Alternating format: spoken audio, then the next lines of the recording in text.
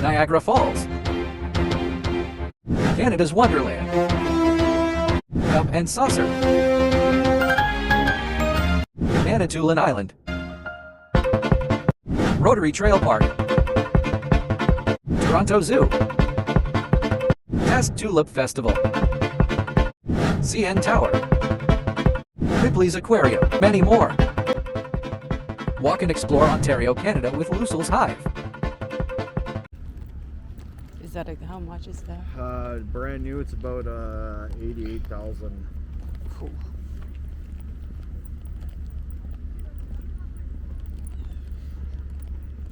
That's why I want to get a used one that's like 50.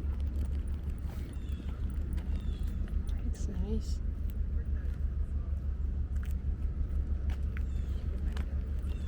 Well, do you want to see if I have to sign in first and then? Yeah. Do your thing?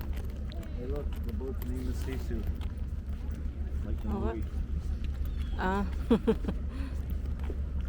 That's Miss Marie. Boat's name is Miss Marie.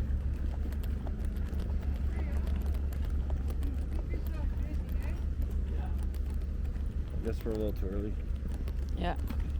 You kind of need lots of jobs.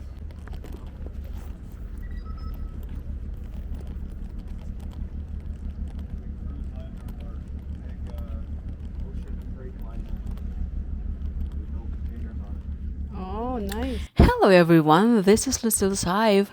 Join me again on my journey. Today, I will take you to Sault Ste. Marie to experience the Miss Mary Sulaks tour boat. Cruises run every day at 1 p.m. and 7 p.m. until middle of October, with the 7 p.m. boat being available for group bookings or private charters. The tours last about 2 hours in total and takes you along the shore of the St. Mary's River and through the Canadian locks, ending where it started at the Boundary Marina. Prices are $44 for adults, $31 for seniors, and $12 for children 12 and under.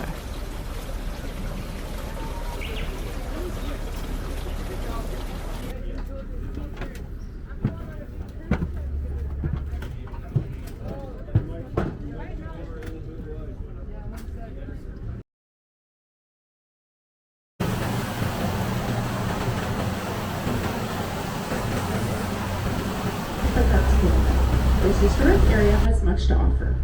A new visitor center and exhibit space, guided tours, boat watching, bike rentals, a 2.2-kilometer nature trail, bird watching, world-class fly fishing at the rapids, picnic areas, and more.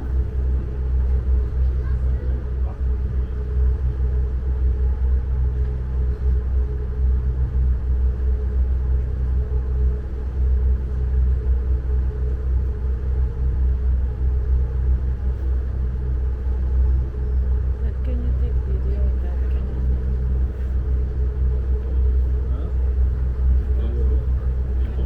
We are now headed upbound into the Canadian locks. Once inside the lock, the lower gates will close behind us, and the discharge valves beneath the lock floor will close. The filling valves will then open, raising us nearly 7 meters to the level of Lake Superior.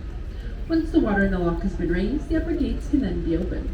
The lower gates and valves are operated by the machinery in the 4 motor houses that can be seen on both sides of the lock, while the upper gates and valves are operated using a contemporary hydraulic system.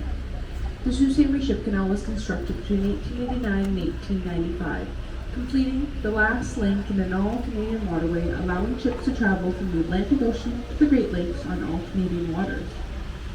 At the time of its construction, this was once the largest lock in the world, at 274 meters or 900 feet long, and it was the very first to generate and employ electricity in the operation of the lock.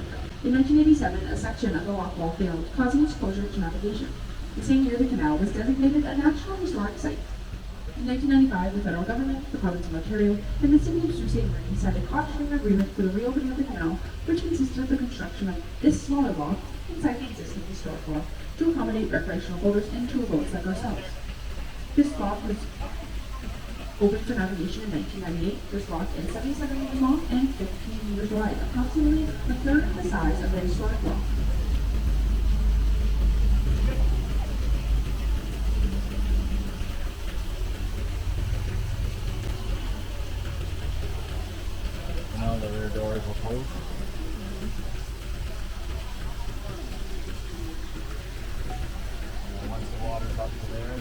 Excuse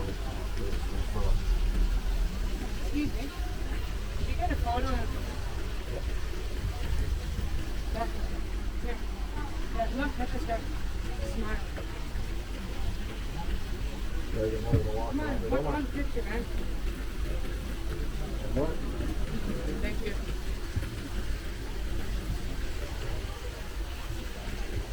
It'll take like 15 minutes. Oh, yeah. We have the same thing in like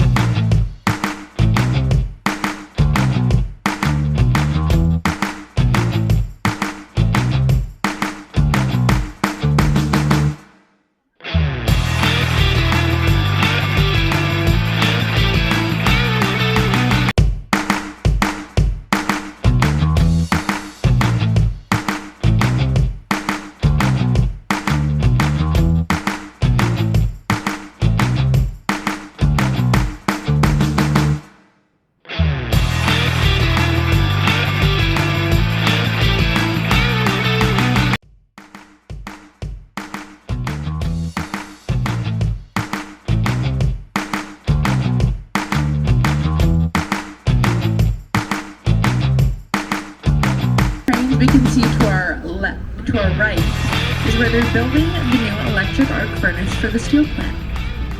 This first waterway to our right is the headwaters to the Francis H. Clerg hydroelectric power plant. The wooden booms stretched across its entrance are to stop any debris from entering the turbines below. They also keep boaters from the fast-moving waters. The gray-colored building with 4 stacks is the Algoma Steel Steam Cogeneration Plant. This cogeneration plant utilizes gas turbine generators to produce electricity.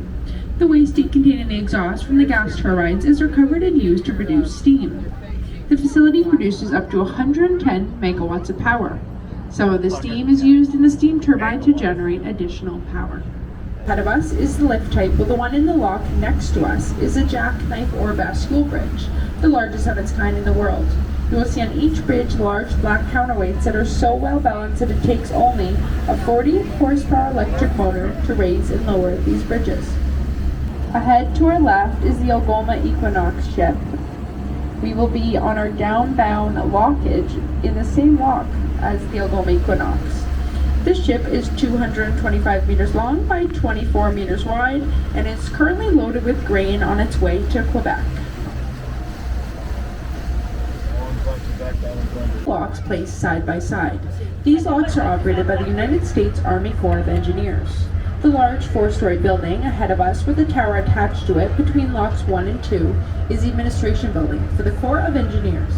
From the tower, the chief lockmaster dispatches the ship through the locks by the use of radio telephone communication with the Titanic was 882 feet long. Like basically from back of him.